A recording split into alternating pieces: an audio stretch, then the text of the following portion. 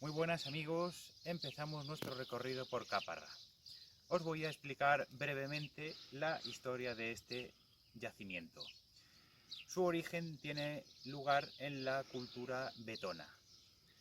La cultura vetona se extendía por los actuales territorios de la Comunidad Autónoma de Extremadura y las provincias de Salamanca,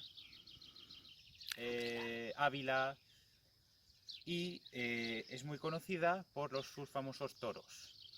Me viene a la mente los toros que hay en Guisando, me viene a la mente el toro que hay en el puente romano de Salamanca, a la entrada de Salamanca, y más cerca de este yacimiento me suena el toro de la población de Casas del Monte.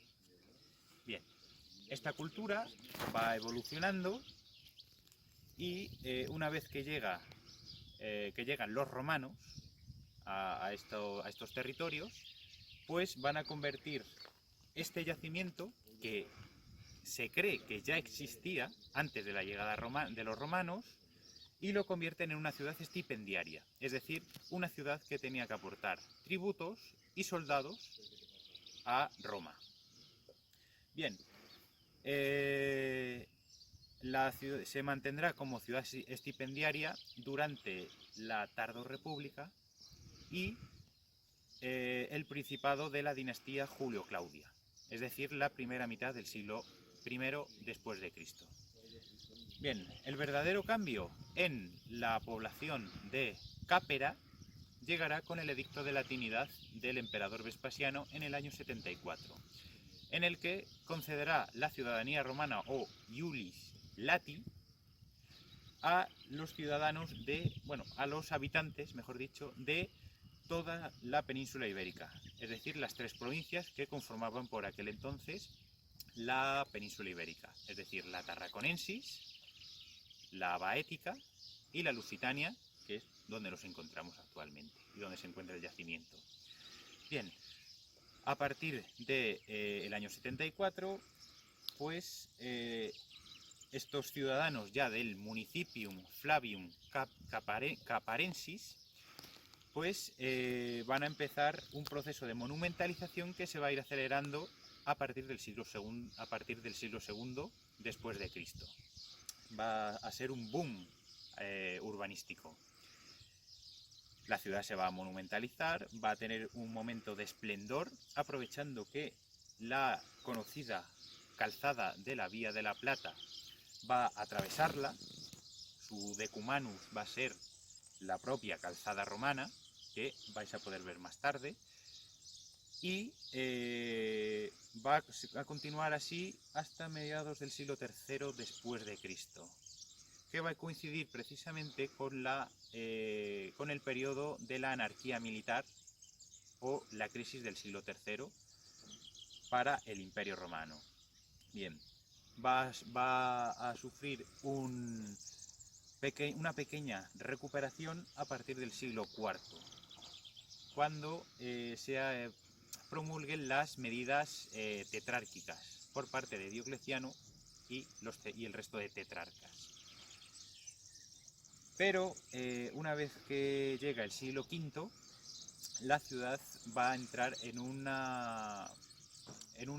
declive que va a ir acelerándose poco a poco, quedando la ciudad despoblada y abandonada ya en la Alta Edad Media. Para desgracia del yacimiento, a partir de ahí los campos de cultivo van a devorar el yacimiento, y este dato vamos a poder verlo cuando entremos dentro del yacimiento. Bien, pues vamos a comenzar el recorrido en la necrópolis. Aquí podemos ver los dos clases de enterramiento que había. El de la izquierda es el de incineración, que es el primero que se utiliza en Roma. En la incineración, como podéis ver, es una fórmula de enterramiento muy sencilla. En este agujero rodeado de piedras se metía por supuesto, esto estaba bajo tierra. Se metía la urna del difunto, que había muchísimos tipos de urnas, desde de cerámica hasta vidrio. Las de vidrio os digo que son preciosas. Y se la metía con algunos objetos del difunto, que podéis ver en el centro de interpretación. Determinados días del año, los familiares del difunto venían y estaban con él. Limpiaban el sitio, incluso llegaban a comer con él, porque la creencia romana es que el difunto seguía ahí y podías estar con él. A partir del siglo II, la tendencia cambia. La incineración empieza a ser sustituida por la inhumación, es decir, el enterramiento que seguimos utilizando actualmente. Como podéis ver, el cuerpo se introducía en esto, por supuesto estaba bajo tierra también, estaba cubierto de tierra. El cuerpo del difunto se depositaba con sus pertenencias y, como hacemos actualmente, pues venían los familiares y lo pasaban el día con él. Aquí, por ejemplo, podemos ver una reconstrucción de cómo podría ser esta inhumación en particular. Y bueno, seguimos nuestro recorrido. Como veis, hace un día espléndido y el paraje extremeño en el que nos encontramos pues es una maravilla. La famosa dehesa extremeña es una maravilla. ¿Qué tenemos aquí y qué estamos viendo? El anfiteatro. El anfiteatro de la ciudad de Caparra se encontraba fuera, extramuros de la ciudad. Esta situación en otras ciudades no solía ser así.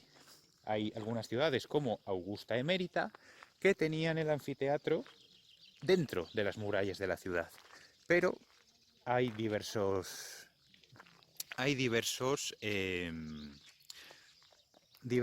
tipos de ciudad y cada ciudad pues tenía su propia arquitectura y su propio urbanismo. En los carteles podemos ver cómo ha evolucionado el yacimiento del anfiteatro, porque cuando se encontró,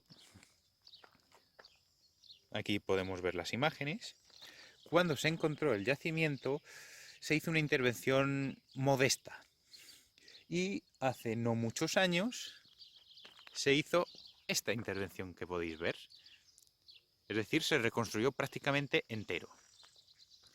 Por supuesto, el anfiteatro romano de Caparra es muy humilde, bastante humilde. Vamos a entrar en la arena y luego pasaremos a las gradas. Entramos por uno de los vomitorios, ¿vale? Y entramos directamente en la arena.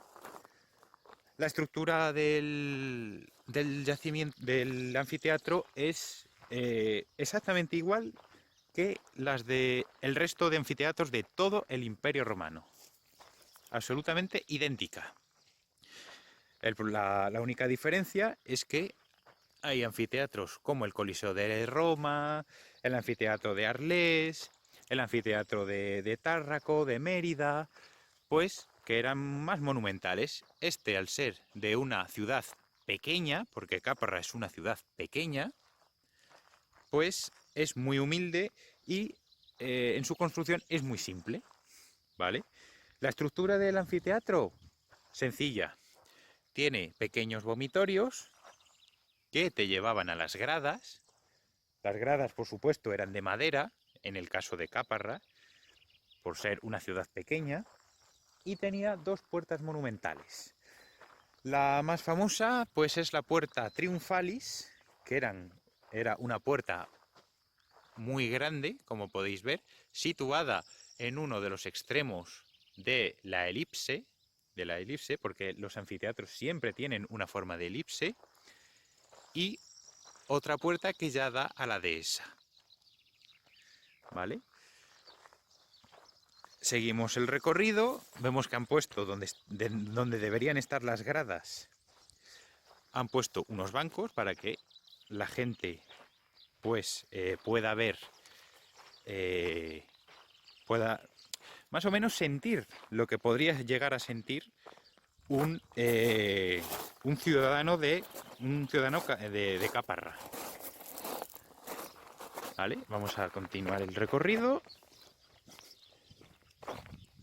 Y en vez de utilizar la rampa moderna que han colocado, vamos a entrar como lo haría un ciudadano de Caparra. Es decir, por un vomitorio. ¿Vale? Como podéis ver, no son muy grandes. No son muy grandes, porque el anfiteatro no es grande.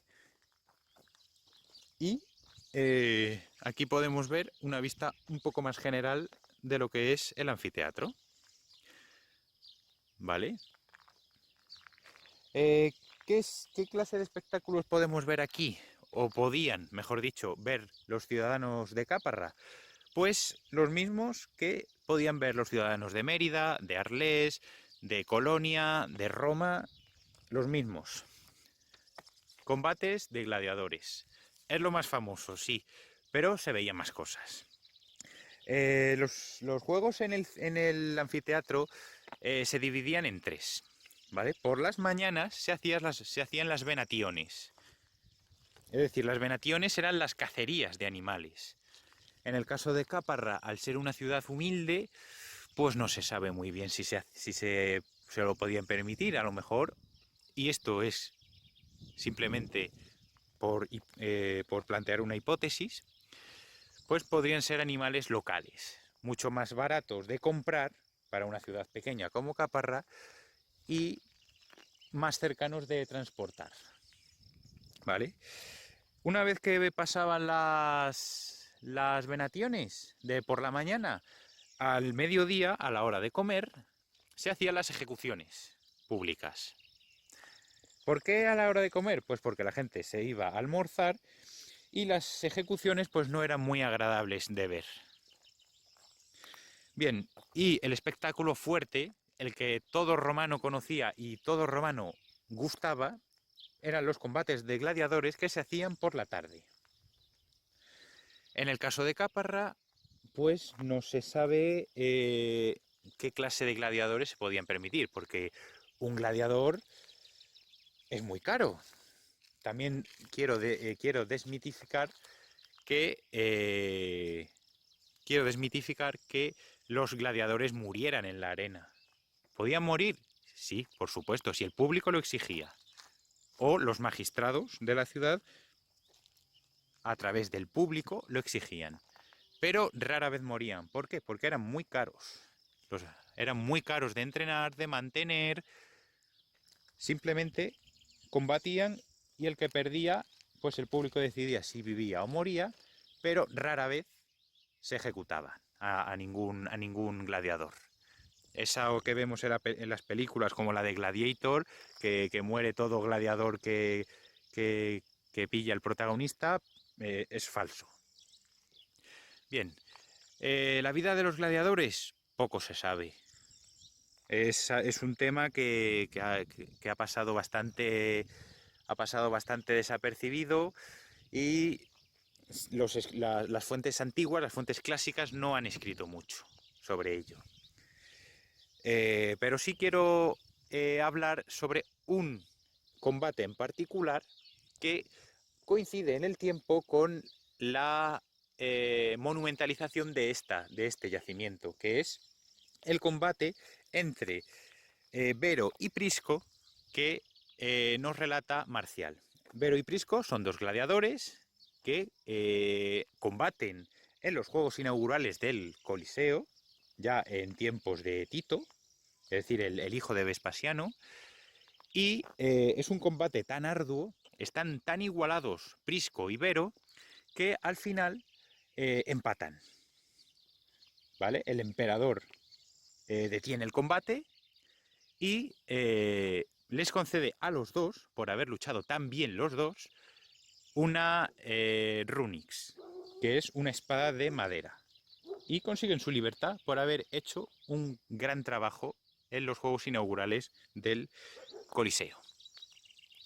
Bien, Pues vamos a dejar este maravilloso recinto, que está extramuros, y nos vamos a dirigir ya al Pomerium, es decir, a la ciudad. ¿Qué es el Pomerium? Pues el Pomerium es la zona sagrada de la ciudad, es decir, todo el recinto de la ciudad. ¿Cómo se trazaba el Pomerium? ¿Cómo lo sabían? Pues aquí entra en juego la religión romana. Bien, los sacerdotes, mediante visiones y mediante el vuelo de aves y todos esos ritos que hacían, pues indicaban al que iba a fundar la ciudad por dónde tenía dónde tenía que estar la ciudad. Por supuesto, dejando de lado el relato religioso y todo eso, también entra y mucho las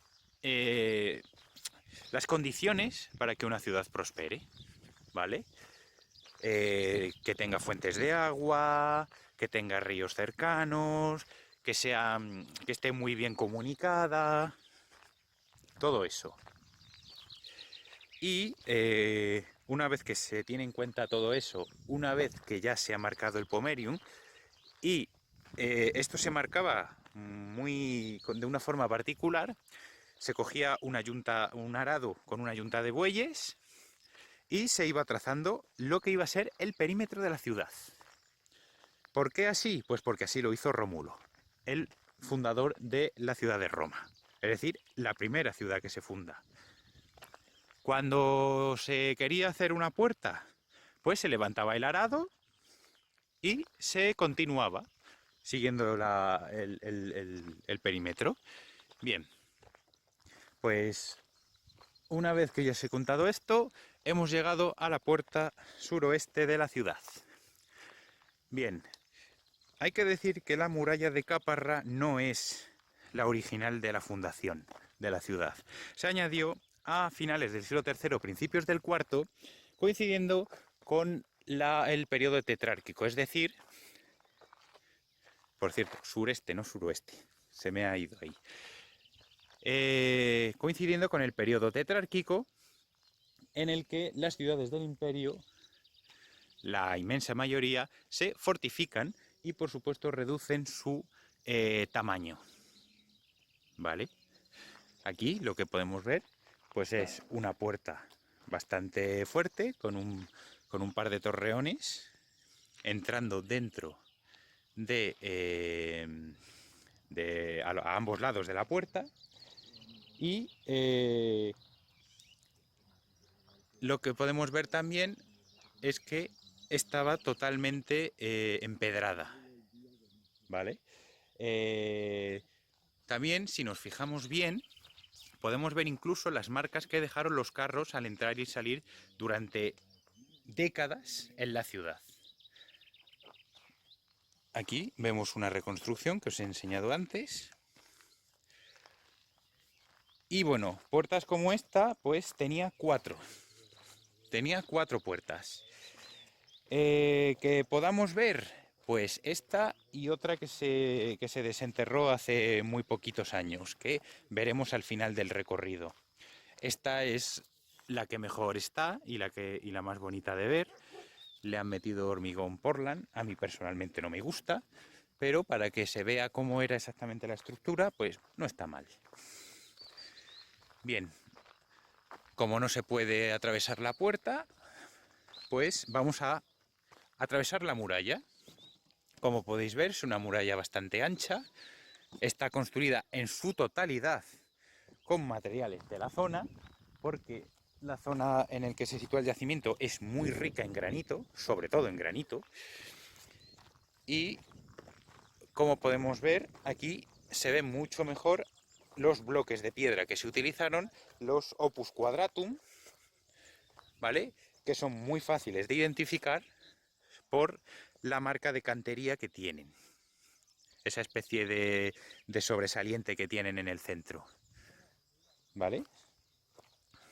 ¿Veis? Desde aquí se puede ver un poquito mejor las marcas de rodadura de los carros.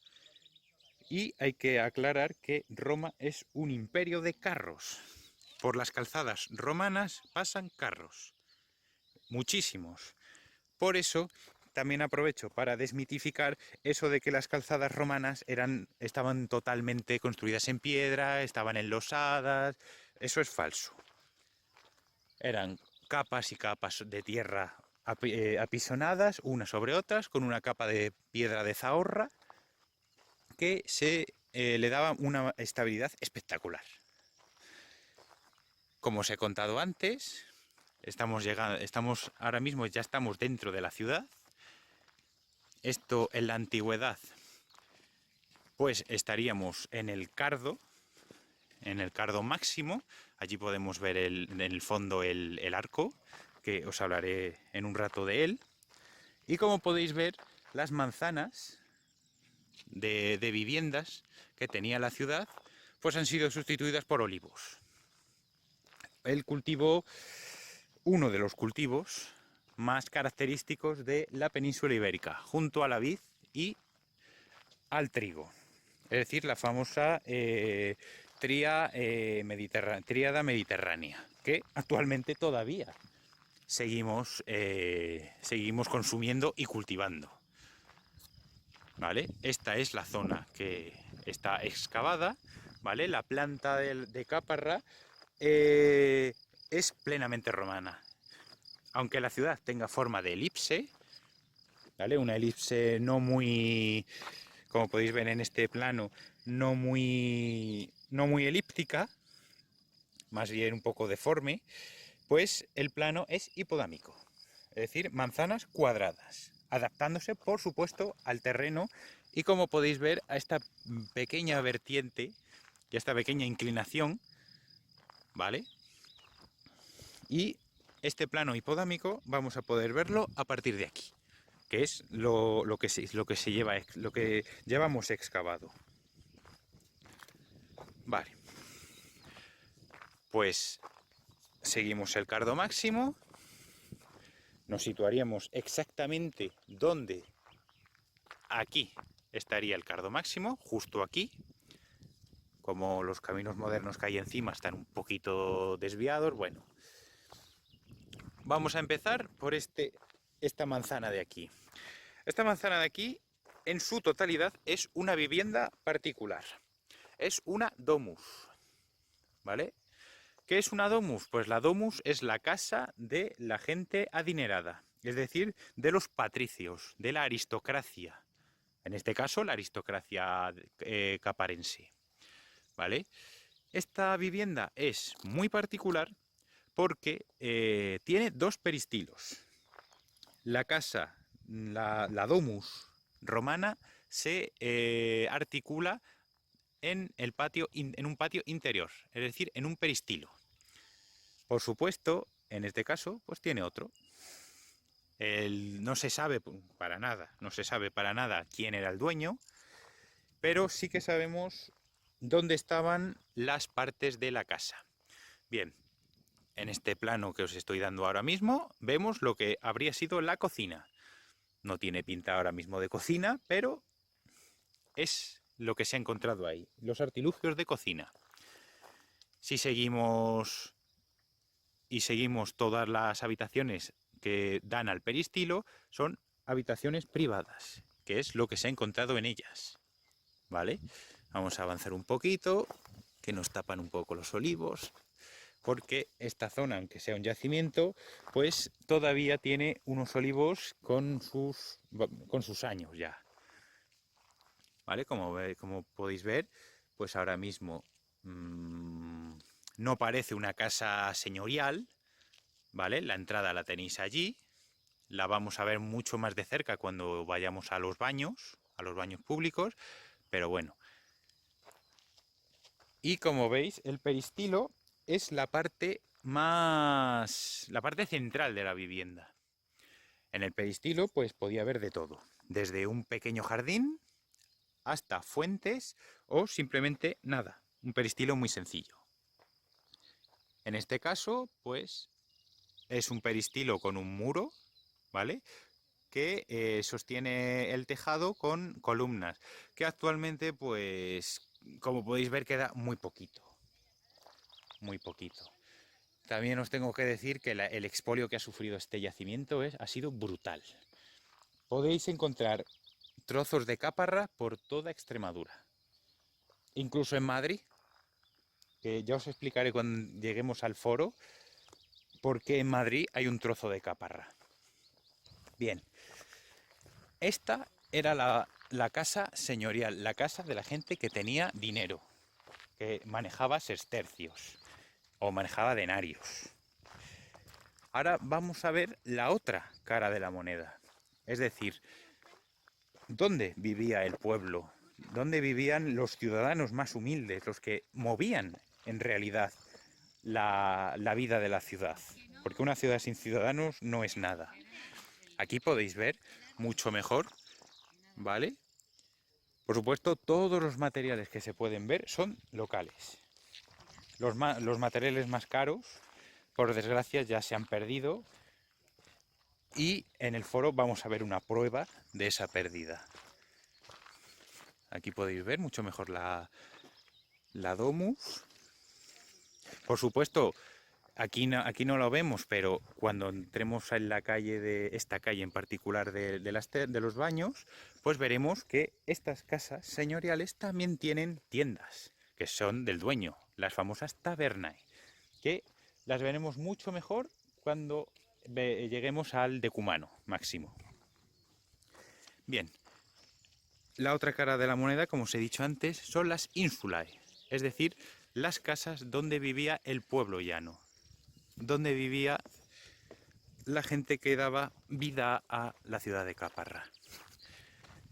Se accedía por ahí, por aquí, por estas escaleras que estáis viendo. Por supuesto, las ínsulas se articulan de una manera totalmente distinta. Tienen un pequeño patio interior, que lo podemos ver ahí, justo en el centro, pero podían tener varios patios, varias entradas. Era, por así decirlo, una construcción un poquito caótica, ¿vale? En el caso de Caparra, las insulae son bajas, 2 pisos, se cree. En el caso de ciudades mucho más importantes como Roma, pues encontramos insulaes 7, 8, incluso 12 pisos de altura. Por supuesto, los emperadores romanos regularon la altura de las ínsulas para evitar incendios, derrumbamientos, pero como pasa en la construcción, la especulación y el dinero es lo que manda. Y cuanta más altura tuviese una ínsula, pues más alquileres podías cobrar. Aquí pues podéis ver que también había tiendas, también muy humildes, pequeñitas. Por supuesto, Caparra, como cualquier otra ciudad, tiene un sistema de abastecimiento de aguas que no se sabe exactamente dónde está, ¿vale? El acueducto no se ha encontrado aún y el alcantarillado pues es muy difícil de ver.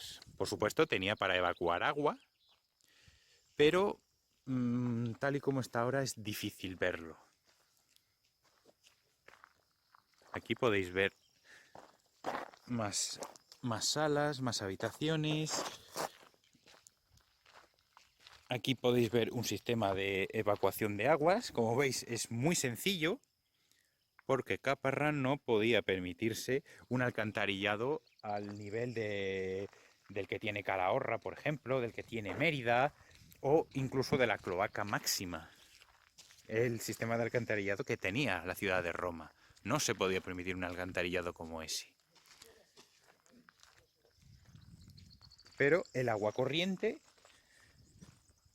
sí, el agua corriente sí que se lo podía permitir casi todo el mundo. Obviamente los ricos se lo podían permitir en su casa, la gente humilde pues tendría que acudir a las fuentes públicas. Bien, y hablando de agua, vamos a pasar a uno de los edificios que más agua consumía de toda la ciudad, que eran las termas. Por supuesto, no van a ser unas termas al estilo de las de Caracalla o las de Diocleciano en Roma.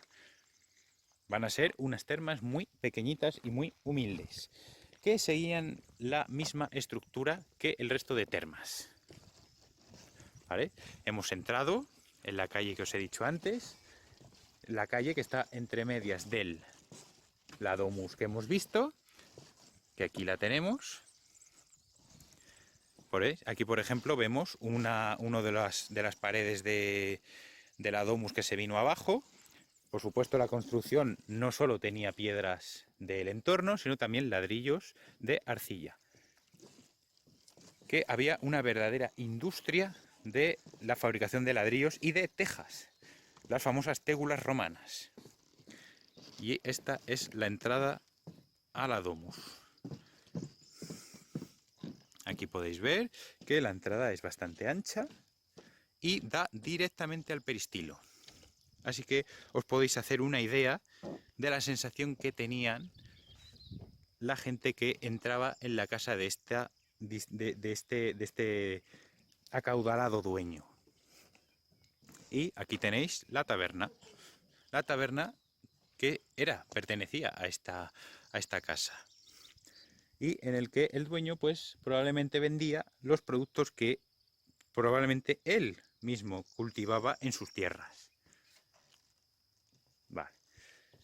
Al final de la calle pues lo que encontramos es otra calle que está excavada parcialmente, pero al mismo tiempo también encontramos la entrada a las termas. Bien, y estos son los baños. Ahora mismo estamos atravesando lo que sería el patio, ¿vale? Que era donde se hacía ejercicio tras los baños. Y a este patio se accedía por esta puerta, ¿vale? La gente que quería bañarse, pues entraba por allí, ¿vale? Seguía un pasillo y una vez que atravesaban el pasillo, llegaban a la sala de las taquillas. Es decir, esta que tenemos aquí. Aquí, como en todas las termas del imperio, había una sala de taquillas donde la gente depositaba su ropa y depositaba sus pertenencias. Por supuesto, eran muy sencillas, no os creáis que son como las taquillas actuales, que tienen llave y todo. No, no, no, no, no. Era un hueco en la pared, ya está. Bien, una vez que dejaban sus pertenencias, pues entraban ya en las salas. Aquí tenemos el caldarium, ¿vale? Como podéis ver, en el suelo todavía se conservan algunos restos de mármol. Ese era el suelo original de las termas. El mármol, por desgracia, pues es muy codiciado, sobre todo para encalar las viviendas, ¿vale? El mármol, si se tritura y se trabaja bien, se convierte en cal, ¿vale? Ahí podemos ver una de las piscinas, ¿vale? Todas las piscinas estaban aisladas con Opus Caementicium, ¿vale? Que era un aislante magnífico, magnífico. Y como os he dicho, es muy difícil de ver el alcantarillado de la ciudad, pero no imposible. Ahí, por ejemplo, lo podéis ver. Y si seguimos ese hueco, aquí lo tenéis, ¿vale? Toda agua sucia y toda agua sobrante iba a parar al alcantarillado. Y por supuesto, el acueducto abastecía no solo de agua, sino también agua para los baños. Y los baños, por el tamaño que veis en las piscinas, y con lo pequeñita que era Caparra, pues necesitaba bastante agua. ¿El agua de dónde se traía? Pues los romanos solo quieren agua de calidad, de la máxima calidad, por lo que sus acueductos traían el agua de manantiales. Se iban casi a los orígenes de los ríos y allí cogían el agua. Era un agua clara, limpia, pura Y eso de que hacían embalses para coger agua o que cogían agua de la lluvia, eso son chorradas. Los romanos solo quieren agua de calidad y hacen lo imposible para que ese agua de calidad llegue por los acueductos hasta las ciudades. Bien, dejando este pequeño tema de lado, continuamos la visita. Ahora vamos a ver cómo se calentaban estas salas. Este caldarium, que era la sala del agua caliente, donde estaban las piscinas del agua caliente, y el tepidarium, que era la sala del agua templada. Con el reflejo del sol se ve muy mal. A ver si os puedo enseñar bien los hipogeos. Creo que aquí se ve bien. Como podéis ver, los hipogeos simplemente son pilares de ladrillo que sostienen el suelo. Y en ese hueco que queda entre el suelo y el hipogeo, por ahí pasaba agua caliente, perdón, aire caliente. Se calentaba el suelo y era una gozada para el bañista. ¿Vale? Aquí se ven muchos más. Los hipogeos, pues lo normal es que sean de ladrillo, pero como podéis ver también son de piedra, de opus quadratum, que se talla para dar una forma específica. Bien. Y después, una vez que ya has acabado con el agua caliente y el agua templada, ¿dónde vas? Pues al frigidarium, es decir, a las piscinas de agua fría. ¿Y en el caso de Caparra dónde están? Pues fuera. Bueno, en el caso de Caparra y en todas las termas del imperio. En los baños de Caracalla, por ejemplo, las piscinas de agua fría están fuera. Y en los de Diocleciano, 3/4 partes de lo mismo. Aquí podemos ver una pequeña piscina pequeña, recubierta por dentro de Opus Caementicium, que es un aislante espectacular. Y, si os fijáis bien, podemos ver el tubo, la tubería de cerámica, por donde se llenaba esta piscina. Como es una ciudad humilde, pequeña, tiene, por su situación estratégica, es un punto comercial muy importante, pero no tiene tanta riqueza como otras grandes ciudades, por lo que utiliza materiales, digamos, pobres, de mucha calidad, porque las tuberías de cerámica son de muy buena calidad, pero no tanta como las de plomo, que podemos encontrar en ciudades como Caesar Augusta, la actual Zaragoza. ¿Vale? Por ahí podéis ver el desagüe por donde iban las aguas sucias de esa piscina, que se renovaba constantemente. Y aquí podemos ver, una vez que dejamos el frigidarium, ya el baño se ha acabado. Y aquí fuera, pues, podemos ver una fuente, ¿vale? Y aquí, en esta palestra, que es bastante grande, como podéis observar, ¿vale? En esta palestra, pues los bañistas que ya han terminado su baño, pues hacían ejercicio, podían darse un masaje si lo deseaban, ¿vale? Podían untarse en aceite, muchas cosas. Además, Caparra también cuenta con una pequeña sauna que la hemos visto antes, pero que he olvidado enseñarosla, que está por aquí. La sauna, pues es algo que tampoco creo que es esta de aquí.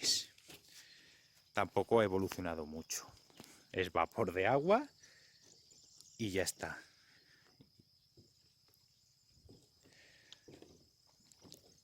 Como podéis ver, es una maravilla de edificio. Si os fijáis bien también, incluso se pueden ver las marcas donde estaban las puertas, ahí en las entradas. Bien, pues dejamos ya el mundo de los baños salimos por donde hemos entrado, por esta plataforma que también es bastante reciente. Es bastante reciente. Como podéis ver, el yacimiento está prácticamente vacío porque me he venido bastante pronto para poder enseñároslo sin tanta gente.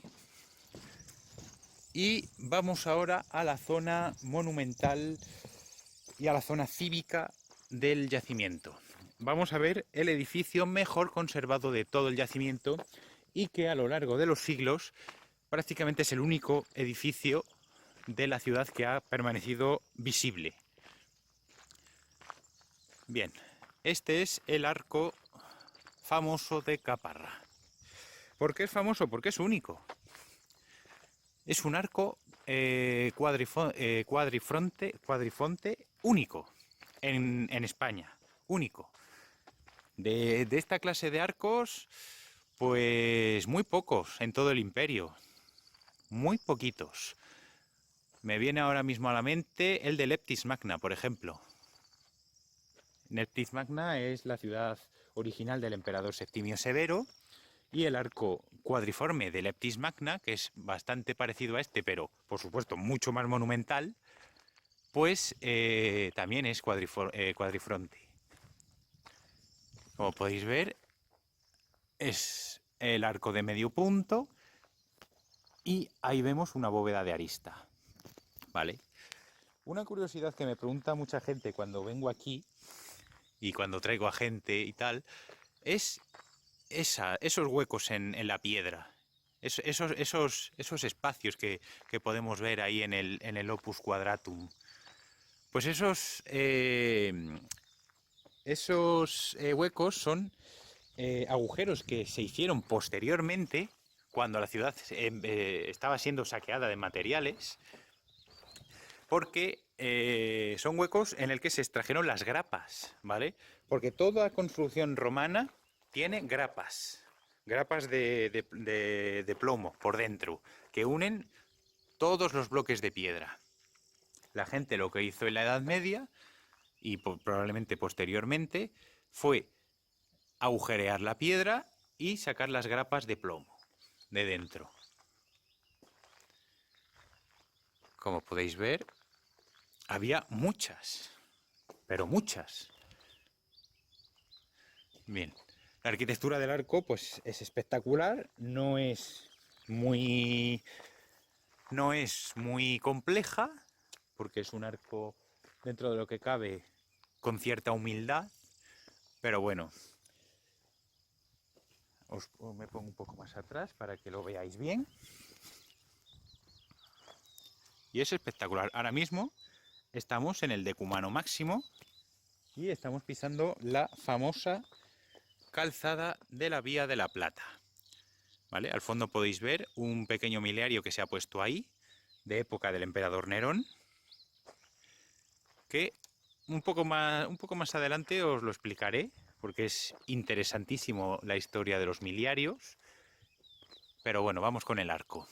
Como podéis ver, el arco está construido con opus quadratum, es decir, los bloques famosos de piedra, y en la parte alta, que le falta toda la parte alta, a ver si veo por aquí alguna reconstrucción, podéis ver una especie de mazacote de cemento, hormigón. Eso es opus caementicium.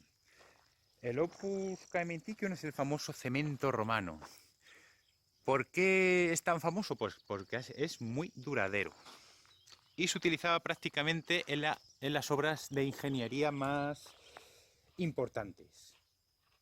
Por ejemplo, en puentes, en arcos, en anfiteatros. En el anfiteatro de Mérida podemos ver un trozo como ese, pero en forma de grada. En otra ocasión os lo enseñaré. Y esta es la forma que tiene el arco. Actualmente pues le faltan bastantes detalles. Tenía 2 inscripciones, ¿vale? Una se ha perdido por el expolio y la otra la podemos ver aquí. la otra la vemos aquí. Ahora os la leeré, os voy a explicar qué hacen estas inscripciones aquí y por qué sobresalen un poco sobre el arco. Bien, estas inscripciones le daban información del que construyó el arco, ¿vale? Justo aquí, es en este pequeño pedestal, estaban las esculturas del Marco Fidio Mácer. Es decir, Marco Fidio Mácer fue un ciudadano que vivió en época de la dinastía Flavia y fue el encargado de comenzar la monumentalización de la ciudad. Aquí podemos ver el otro pedestal. Os señalo, justo aquí tendría que estar la otra inscripción, pero por desgracia el expolio ha hecho que ya no esté. Hay muchas inscripciones, porque se han encontrado muchas inscripciones, pero o bien han desaparecido, expoliadas, o bien están en diversos museos, en propiedades privadas. Ya os hablaré otro día sobre ello.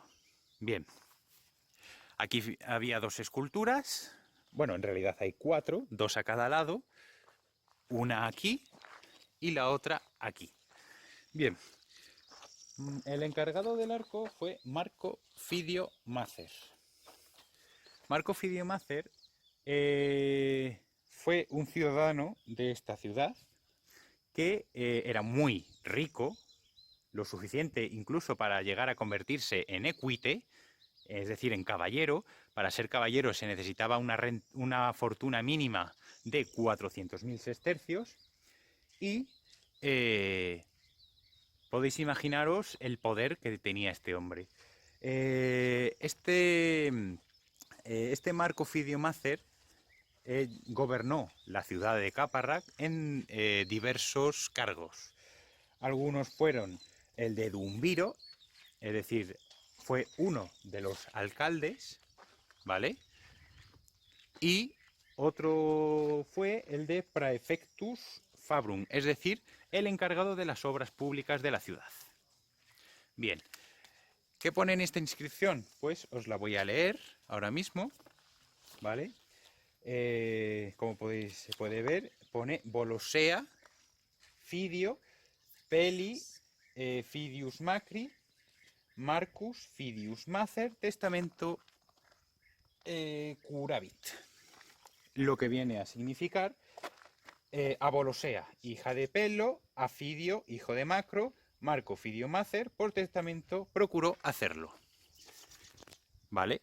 Aparte de construir este pequeño homenaje a su familia, a sus padres particularmente, las esculturas que os he mencionado antes son del propio Mácer, ¿vale? Que probablemente estaría aquí.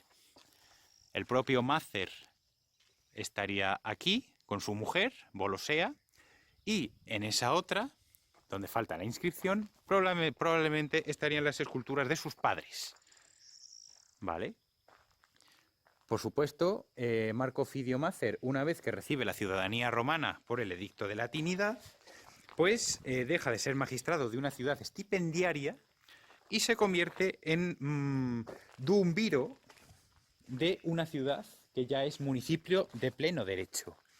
¿Vale? Me he venido a la otra parte del arco, en el que había más esculturas. En este caso, para que se vea mejor, eran esculturas ecuestres, ¿vale?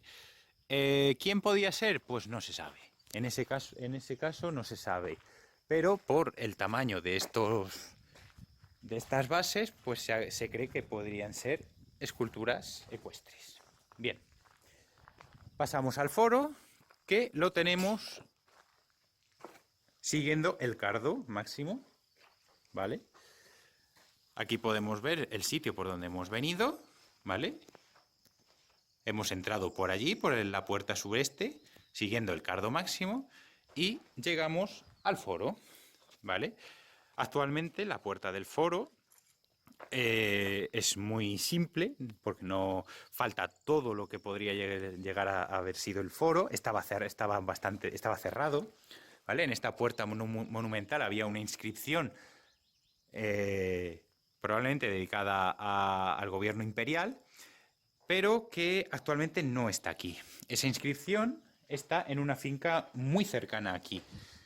Es más, se transformó, para que os deis cuenta del expolio, esa inscripción que estaba en la entrada al foro se transformó en un bebedero de cerdos, para que veáis el expolio al que se ha sometido a esta ciudad durante siglos.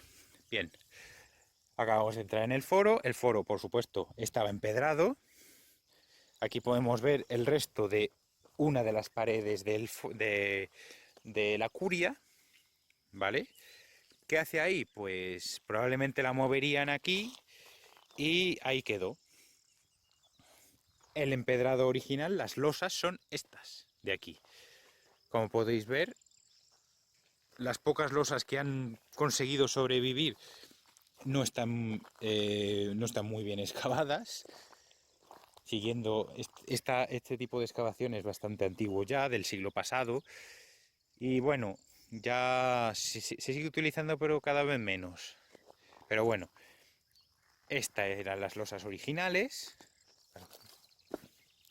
Y vemos por doquier restos de cerámica. Porque la cerámica son los envases del Imperio Romano. Nosotros utilizamos envases de plástico para todo, ellos utilizaban envases de cerámica para todo. Bien, pues este foro tiene exactamente los mismos elementos que tendría cualquier foro. Una basílica a la izquierda, que os lo explicaré dentro de nada. 3 templos en el fondo, siguiendo probablemente la tríada capitolina, es decir, 3 templos, uno dedicado a Júpiter, el padre de los dioses, otro dedicado a Juno, la esposa de Júpiter, y otro dedicado a Minerva, la hija de Júpiter, es decir, la tría capitolina. Por supuesto, no están excavados porque no estaban aquí, es decir, estaban detrás de ese muro que está parcialmente reconstruido, ¿vale?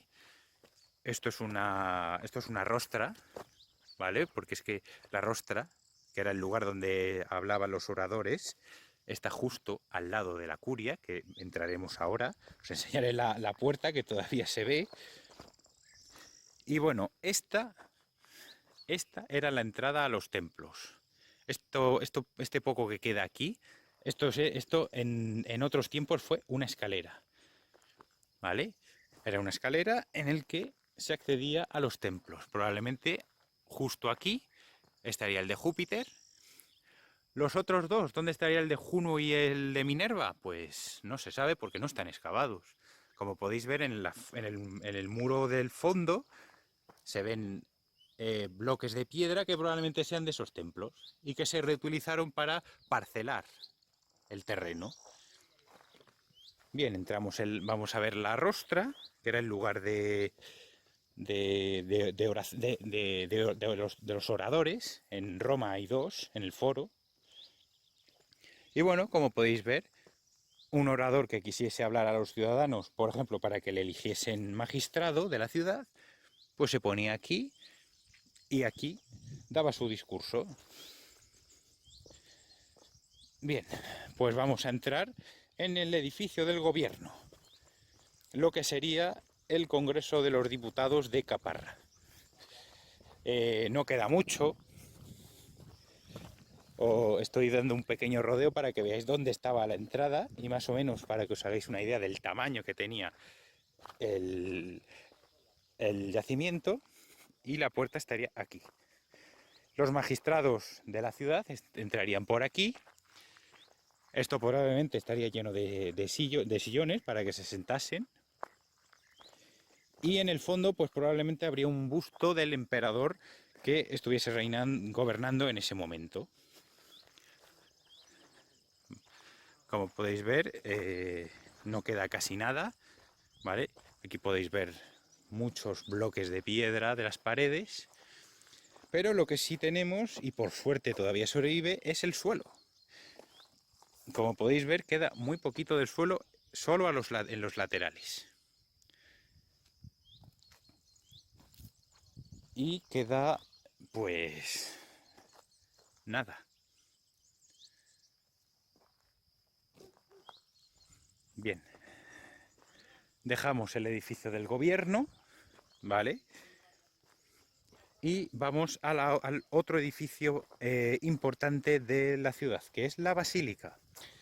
La Basílica, por supuesto, es muy simple, es un mero pórtico. Ahora lo veréis.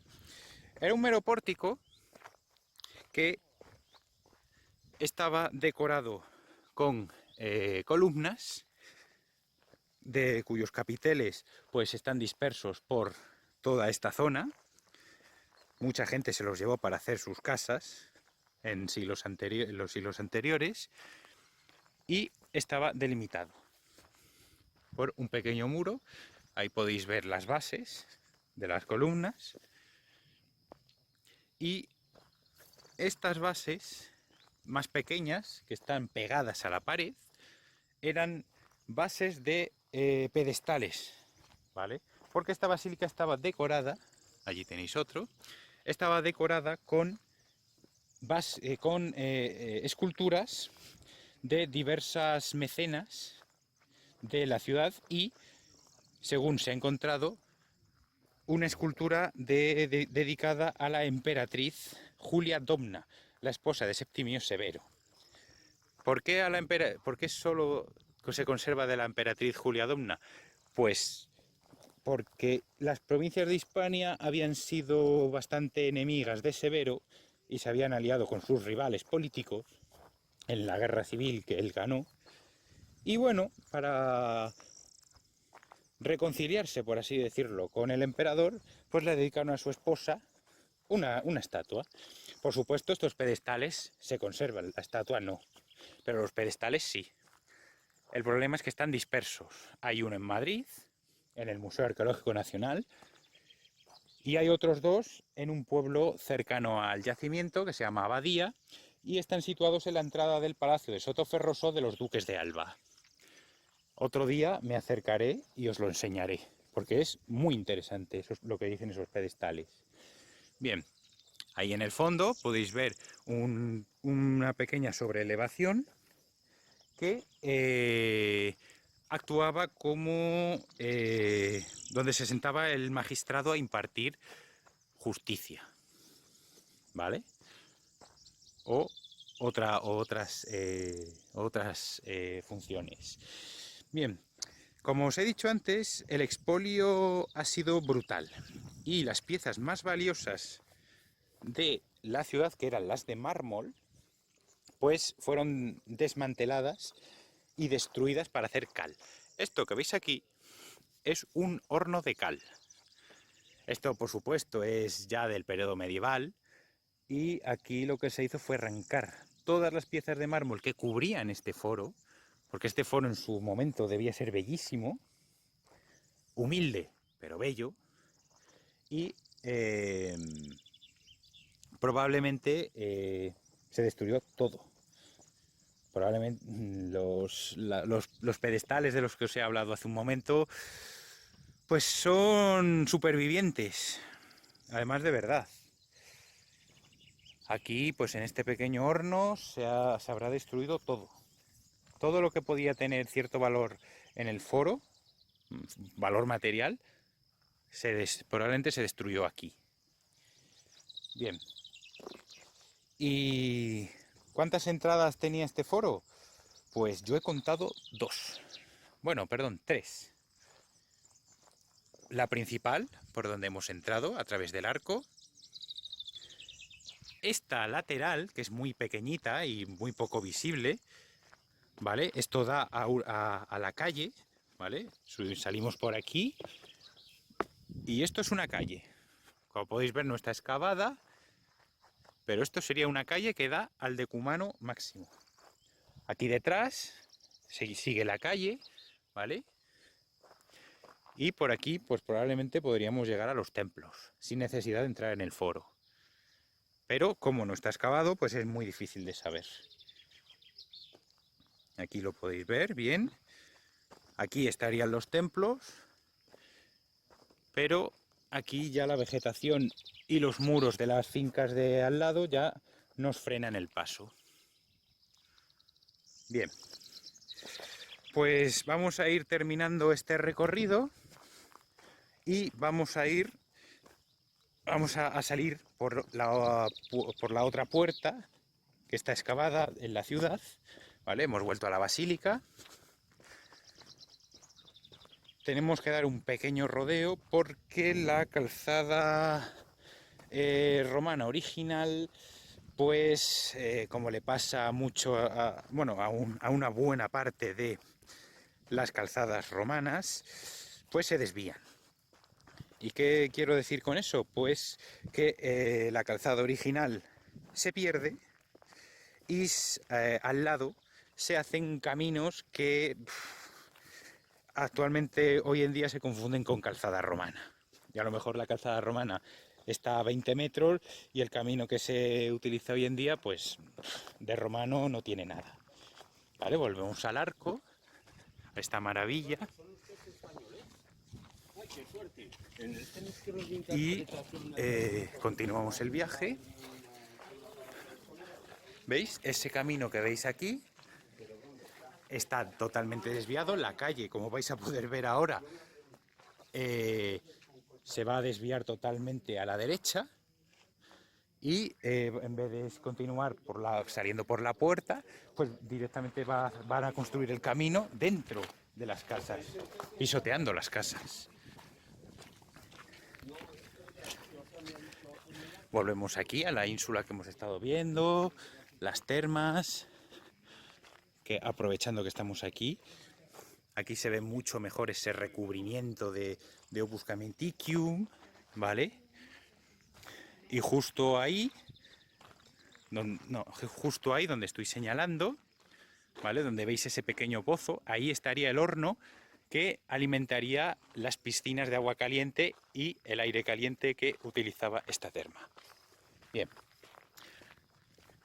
Continuamos por el Cardo Máximo. Vamos a girar ahora a la derecha, que es... Aquí entraríamos en una calle. Ahora os voy a enseñar por dónde continúa la calle, porque estas manzanas, como os he dicho, son muy cuadriculadas y si os fijáis un poco, se ven a la perfección. Esta es una pequeña reconstrucción que han hecho de cómo serían aquí las ínsulas. Y bien, seguimos. Esta es otra parte de la otra cara de la ínsula. Y aquí, justo aquí, acabamos de cruzar del decumano máximo a un decumano secundario. Esto es una calle. Hemos tenido la suerte de que lo han excavado. Y como podéis ver, es una calle con escalones, porque el desnivel en el que estamos es importante.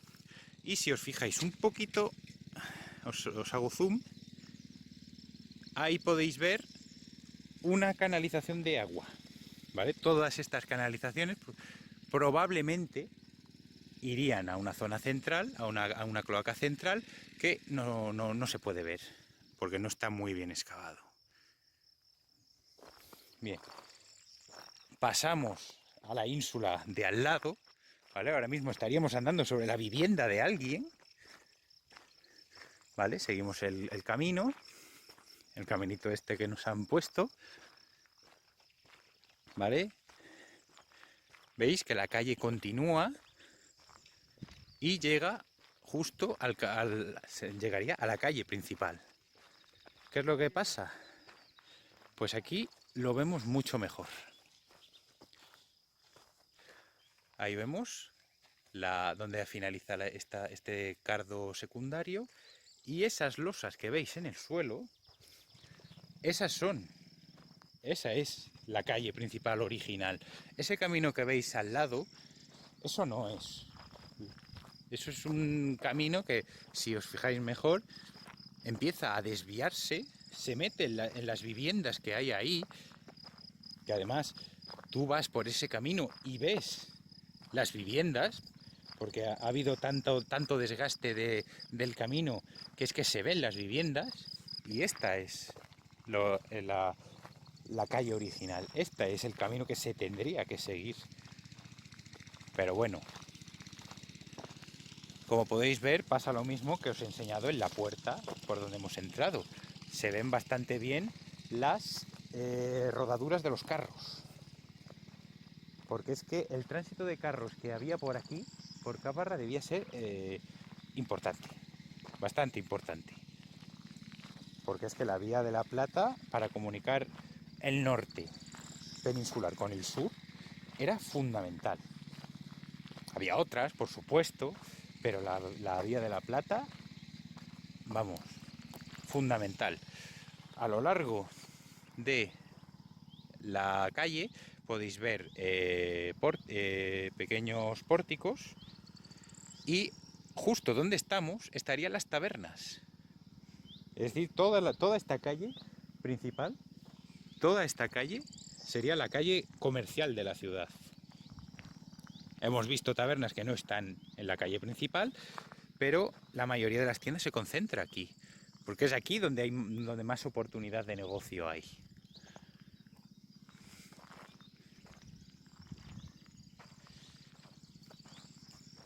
Esto sigue.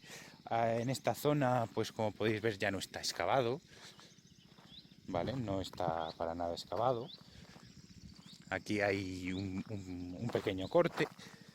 Hay un polín más adelante, hay otro, ¿vale? Allí podéis volver a ver otra vez la calle, los pórticos, las tabernas.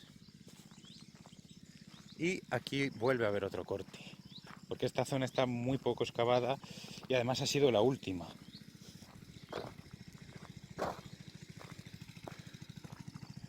Continuamos viéndola y allí tenemos ya el final. Ahí llegamos ya al final del yacimiento. Por esa puerta que veis allí, que nos vamos a acercar ahora bastante, por esa puerta la calzada continúa hacia el sur, hacia Mérida. ¿Vale? Antes de llegar a Mérida, pues hay que pasar por Norba Caesarina, que es la actual Cáceres, y de Norba Caesarina, pues hasta Mérida, hasta Augusta Emérita, la ciudad que fundan los veteranos de Augusto. ¿Vale? Aquí volvemos a ver otra vez el empedrado de la ciudad, ¿vale? ¿Veis? ¿Veis ahí los pórticos? Que eran bastante sencillos, un pequeño muro pequeñín, unas columnas que sujeten el porche, y ahí están las tiendas, ¿vale? Y una vez que llegamos aquí al final, pues aquí, como os he dicho antes, aquí el cemento Portland, el hormigón Portland, lo han metido a mansalva, por lo menos en este torreón. En el otro ha habido más suerte y estaba en mucho mejor estado de conservación que este. Y aquí se acaba la ciudad. Como podéis ver, la estructura es exactamente igual que la de la puerta sudeste que hemos estado viendo. Y ahí en el fondo, pues vemos el arco. Bien. El miliario que os he comentado antes, el único que hay en el yacimiento, que está dedicado a Nerón, la curiosidad que quería contaros, porque es que nos pilla al otro lado del yacimiento, pues la curiosidad es que los miliarios eran las señales de tráfico de las calzadas, ¿vale? En ellos se decía cuánta distancia faltaba hasta el final hasta el próximo, hasta la próxima ciudad o pueblo, ¿vale? Quién había hecho la calzada o quién la había renovado. En el caso del imperio, ya qué emperador lo había ordenado o qué legión había reparado las calzadas, porque las calzadas necesitaban mucho mantenimiento. ¿vale? Porque, ya os digo, pasaban carros constantemente. Y quieras que no, aunque las calzadas romanas son de muy buena calidad, si no me creéis, podéis ver los vídeos que tiene el profesor Moreno Gallo, ¿vale? Que es un ingeniero e historiador que ha estudiado prácticamente las calzadas de Hispania, además muy bien, y ahí él lo explica además muy bien, en mi opinión. Y bueno, en el caso de los miliarios del Alto Imperio, pues tendrán una calidad excelente, tendrán unas letras muy claras y pintadas, por supuesto, para que se vean bien. Y en el caso del Bajo Imperio, pues la calidad empieza a bajar un poco. Se diferencia muy bien un miliario del Alto Imperio y un miliario del Bajo Imperio, ¿vale? Y bueno, con esta bonita imagen yo creo que de la mejor calle que se conserva en el yacimiento, pues vamos a dejar aquí el vídeo con el arco ahí de fondo. Y nada, si os ha gustado el vídeo, pues dadle like, compartidlo. Y nada, amigos, nos vemos en el próximo vídeo y espero que os haya gustado este. Un saludo.